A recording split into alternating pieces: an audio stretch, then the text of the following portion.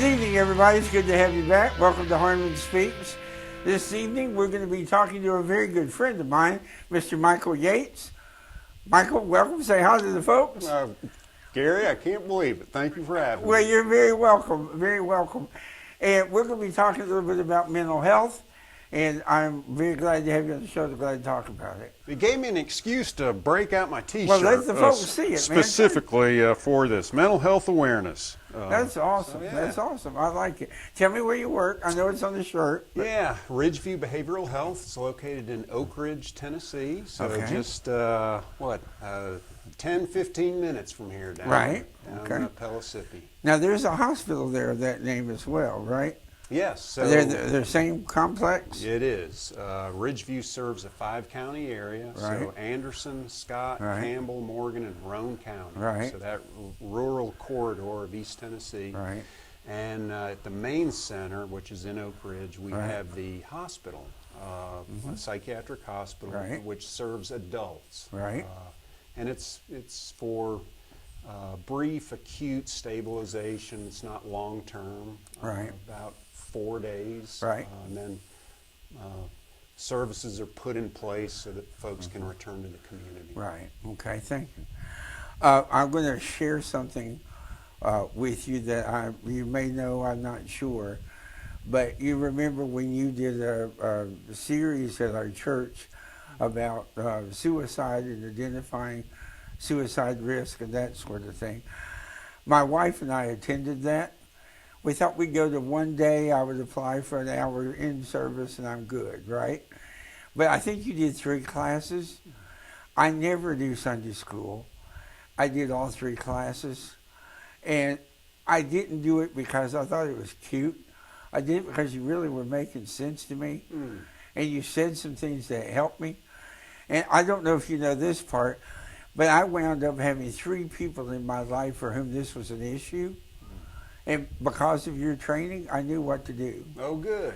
And I'm going to tell you specifically what you taught me that helped. Because I know teaching, which is essentially what you're doing, is often a thankless job. And I want you to know how you helped me. You made it very clear that when somebody talks about suicide, it's not a prank, it's not a joke. They're not testing you. They're really thinking about it. And if they're not, it's better that you assume they're thinking about it than to assume that they're not. That's right. And I'll laugh off anything. And I didn't think I would be that kind of guy, but when I first would hear people talk about it, I was like, oh, come on, you're not going to do that. Well, that's not my place. Yeah. And I learned that that's not my place. Yeah. And I learned for once in my life, and I don't do it much, but to shut up and listen. Yeah, well, I am very similar, Gary.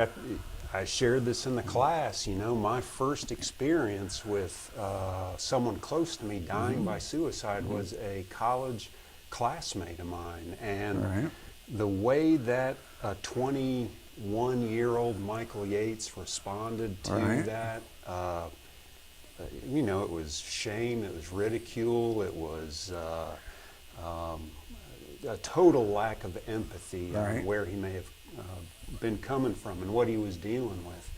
And we have, as a society, I think we've come a long way. We now are talking about it.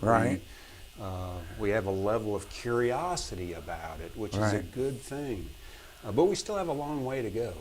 So the fact that Westminster hosted an opportunity for us to talk about such a historically taboo subject as suicide, suicide prevention.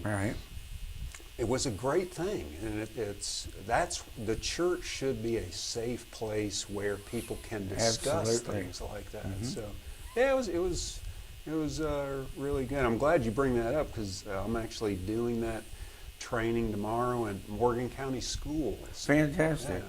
With the teachers? Yep. Great. Do you ever do training with kids?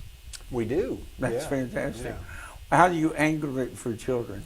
Typically, it's in their health. They connect it with their health class. So it's more globally, like mental health as a whole. But we do, some of the curriculum is designed specifically for children.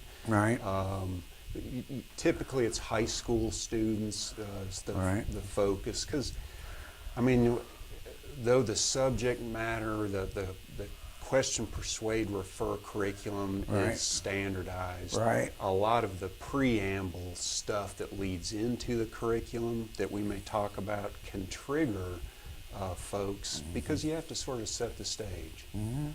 Okay. You know, one thing that when I was a younger teacher, many, many years ago, before the Noah's Ark, they used to say that you don't want to bring up suicide because it might put the idea in a kid's head. Yep. And one of the things you taught us was the idea is already there. Yep. You don't need to worry about putting it there. You need to worry about revealing it Yep. so the kid can talk about it. That's Do you right. ever find kids want to come up and talk to you once you bring this up? Yeah, I'm glad you bring that up. And you're right, that is a well-established myth. Right. And I remember thinking that as well Right. Years ago. Yeah, so, to borrow, I guess, Brene Brown is very popular these days. Everyone knows, I know who she is, yeah. knows her work around Right. vulnerability and Right. shame. And one of the things that she always talks about is that if you can share your story with someone who will listen with empathy and understanding, Right. shame can't survive. Right. So to ask someone if they're feeling suicidal, or if they're feeling like hurting themselves, or if they're feeling like they would like to go to sleep and just never wake up, Right. is a way to open the door to allow someone to then share part of their story. And immediately, in most times, the shame and embarrassment they have with having that feeling is immediately reduced. Right. So, Right. And that helps. yeah. Okay. Are there other myths that we ought to know about along with suicide? Oh gosh, I think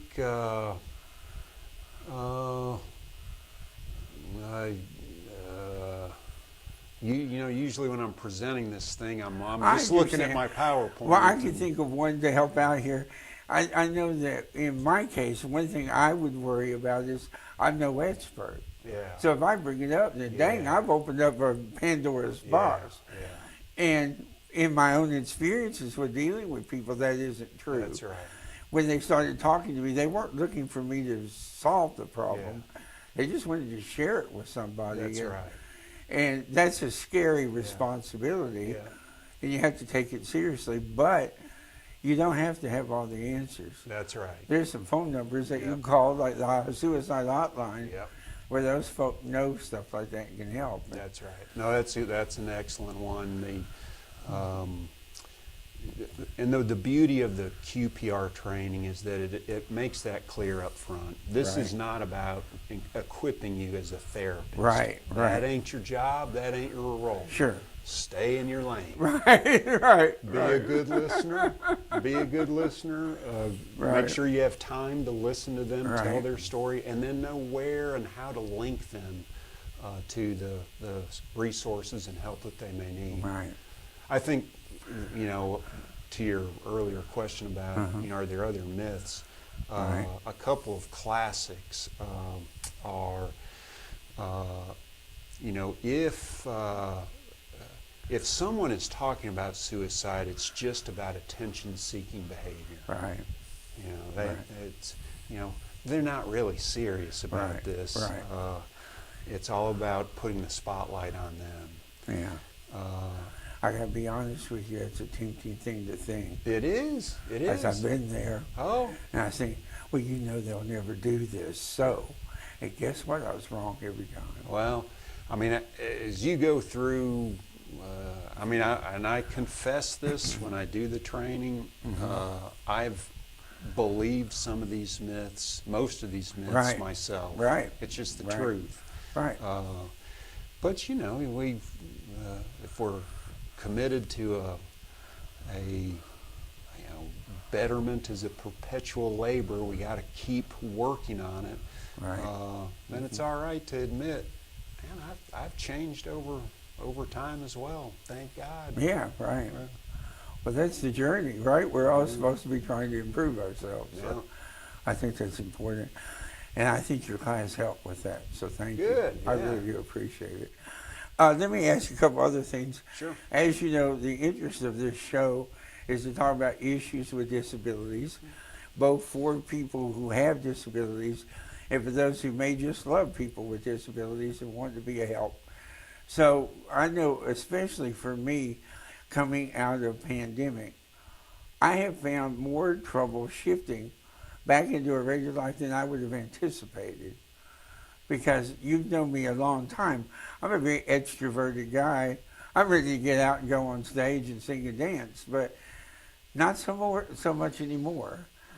And I still run around town in my ridiculous shorts and t-shirt, but that's because I get hot at 70 degrees and have to be comfortable.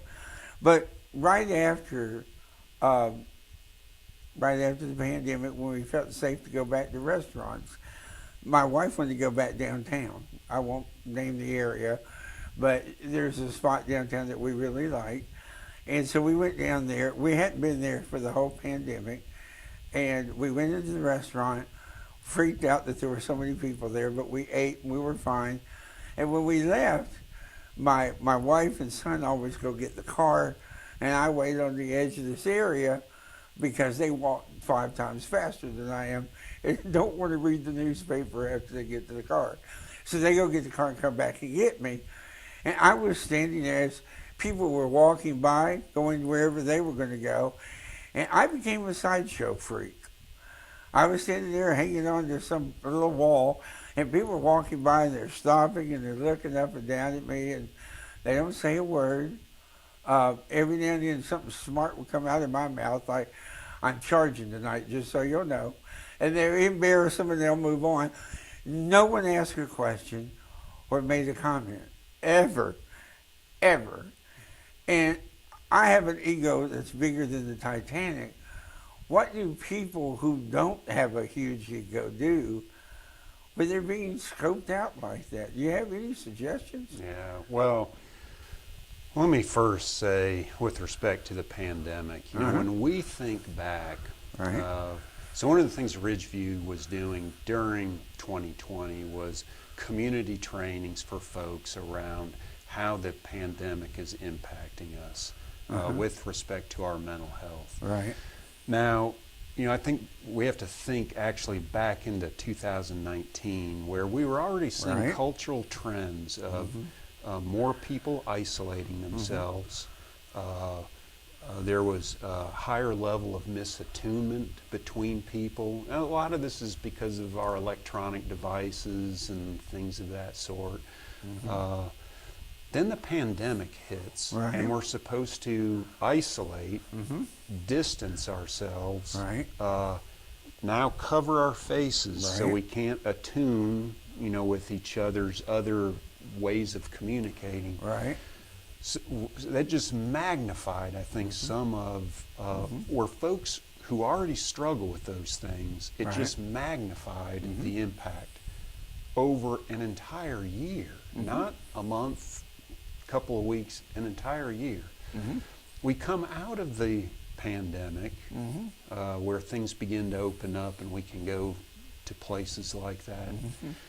And I too, I thought, wait a minute, I'm supposed to be feeling better. And I'm actually feeling, and I'm exhausted. I'm exhausted, and I don't know why. I'm not doing anything more.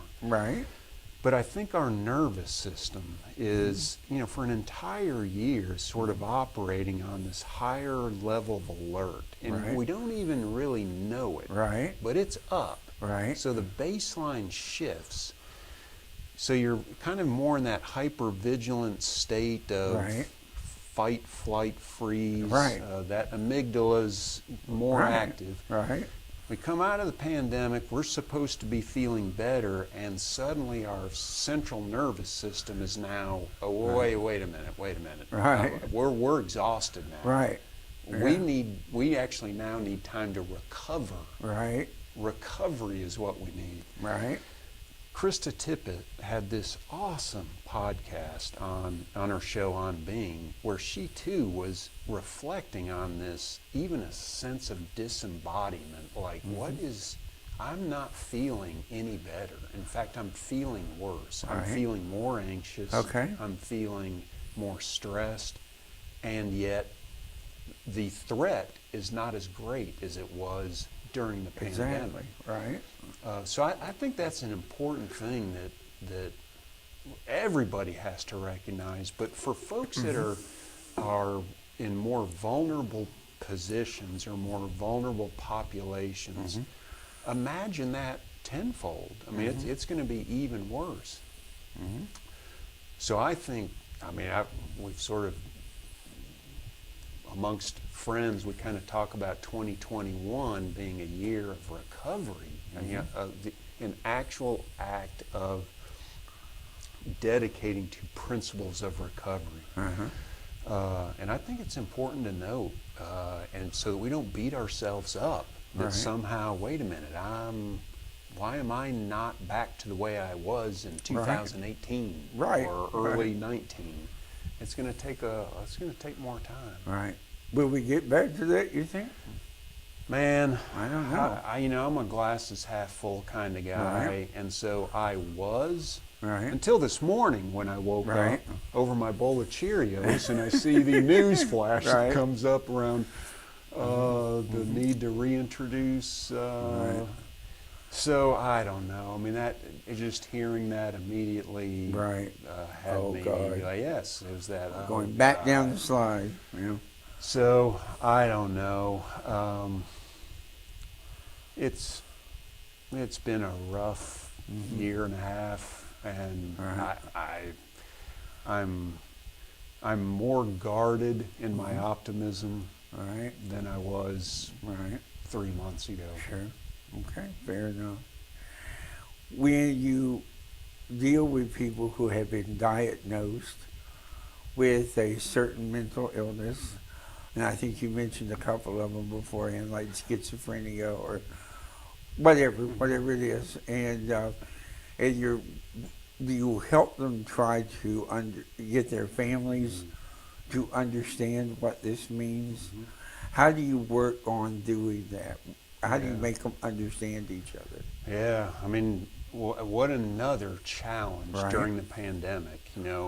People were asked to isolate. So when we're needing to actually build formal and informal supports around someone who's got a serious mental illness, whether it is family members, friends, or psychosocial rehab groups, people that would meet together for group discussions, education, training, and we can't do that. Well, you can't meet as a group anymore. Right. So the risk of them now, medication adherence is a huge treatment protocol.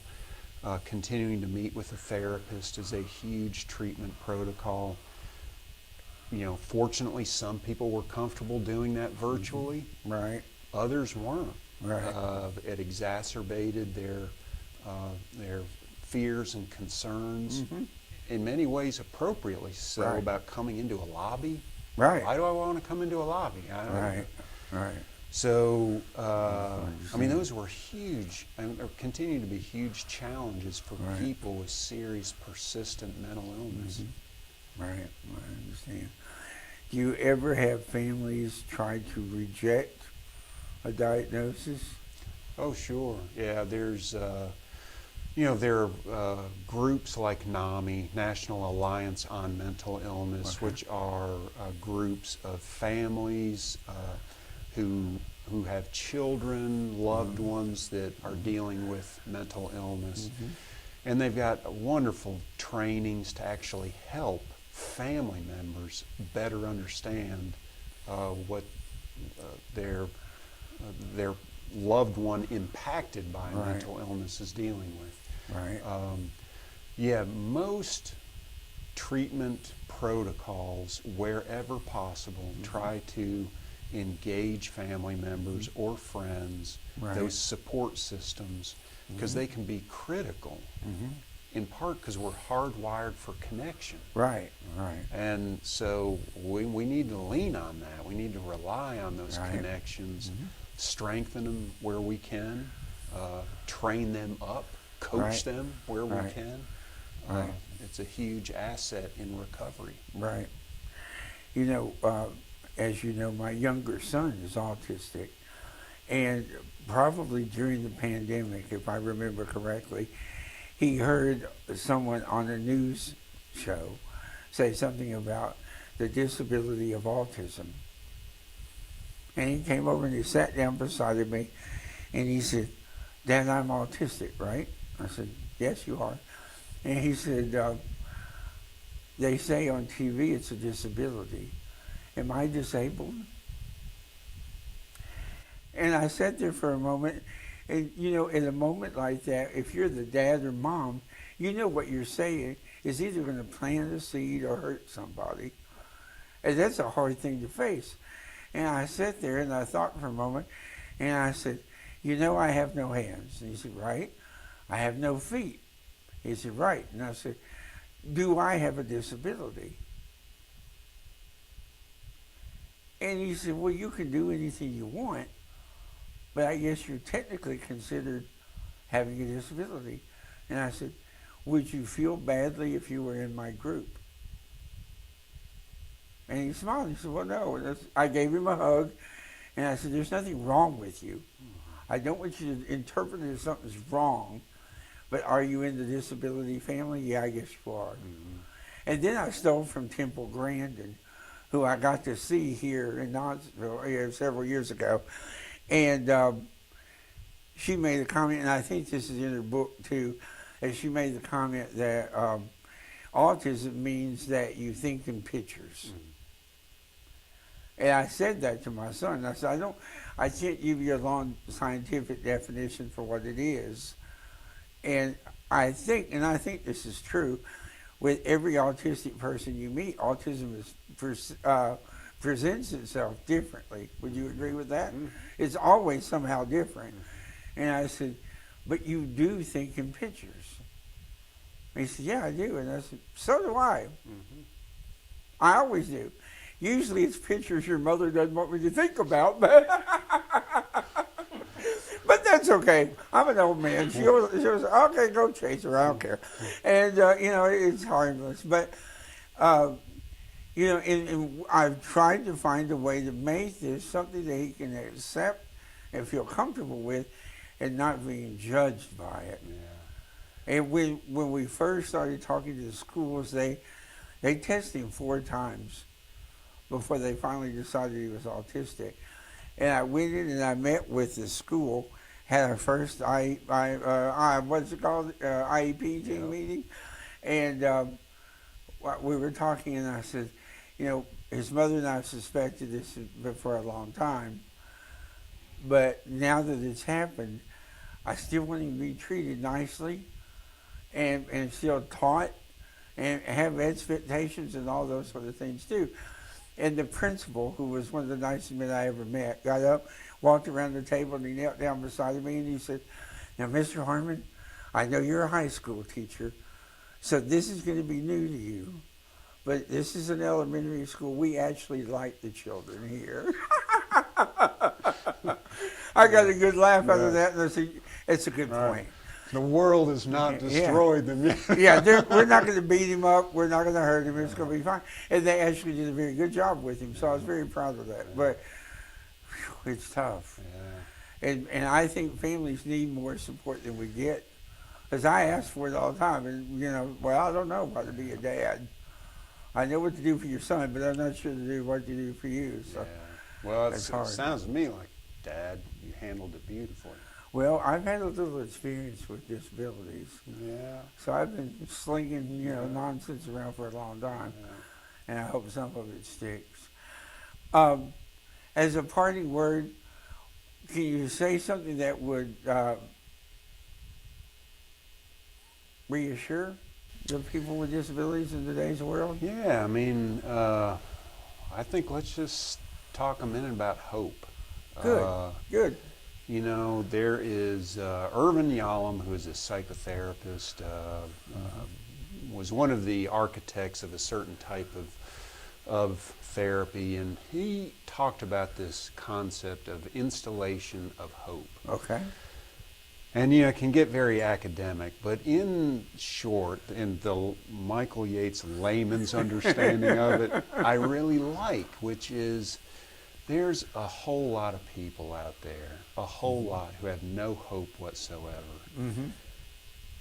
Hope is one of those continuums. You can have it in abundance, or you can have it very little, somewhat, not at all. Right, right. And I think the privilege, the responsibility for those of us that are connected to people that don't have any or have very little, is it's our duty, privilege, and honor to hold that hope for them. Right. Until they're able to hold it themselves. Wow. In here, wherever. Right.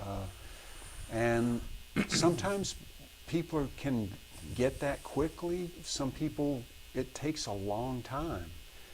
But what an honored, privileged position to be in for people who may fall under that category of disabled. Maybe they have little to no hope right now that things are going to get better, that they'll be understood, that there's a place for them, that they fit in anywhere. There are a constellation of people that are holding that hope for them because they believe it. It is. They're where they're supposed to be. Until they're ready to hold it themselves. And I really like that. I like what that means. I like the conveyance of it, because we all of our hope meters yo-yo. I mean, there are times where I'm not the Michael I want to be, and thankfully I've got family and friends that help reconnect me with that through connection. And again, I go back to just how critical, you know, we are connected to one another. And that's why every time I see you, I say, brother, what's up, brother? Because literally, you are my brother. I feel the same way. I feel the same way. Let's do a couple details here. You have a podcast. Yeah. Tell us about it so our friends can find it. Yes, please search. You can go to Ridgeview's website, www.ridgeview.com. The YouTube button is at the bottom, and that'll take you to our channel, or go to YouTube and just search Ridgeview Behavioral Health Services, and that will take you there. Yeah, we try to put out an episode a week, and we started the first week of January, so we're I don't know, episode 30 now. That's great. And they're about the same length as yours, 15, 20 minutes, somewhere in there, and lots of different topics. So yeah, check it out. Well, I have, and I enjoyed it very much, so I appreciate that fact. You do a lot for this community, and I just want to say thank you, not only for doing our show, but for all you do and the impact you have on families. It's an incredible one, and I'm glad to call you brother. Yeah. I truly am. Amen. I am. We don't look alike, but please forgive me for that. I aged, he did not. It's what's a Dorian Gray thing? Yeah. Just put the mirror in front of me. All the sins are on me, and he's doing fine. But that's okay. He's still 20 years older than I am, and there's that. No, I'm just kidding. Thank you for watching tonight. We're always grateful when you join us. I hope we've said something that helps you and nurtures you. And I want you to write in the comments, give me any question you have, make any comment. If you have a show you want us to do, please let us know. We'll be happy to do that. And as I always beg you, please like the video, please watch it, please subscribe if you haven't, and help us stay on the air. We want to keep doing this. I feel like it's my mission in life. Please help me do a good job. if you'll help me, we can make this happen. Thank you for watching Harmon Speaks. We'll see you next week.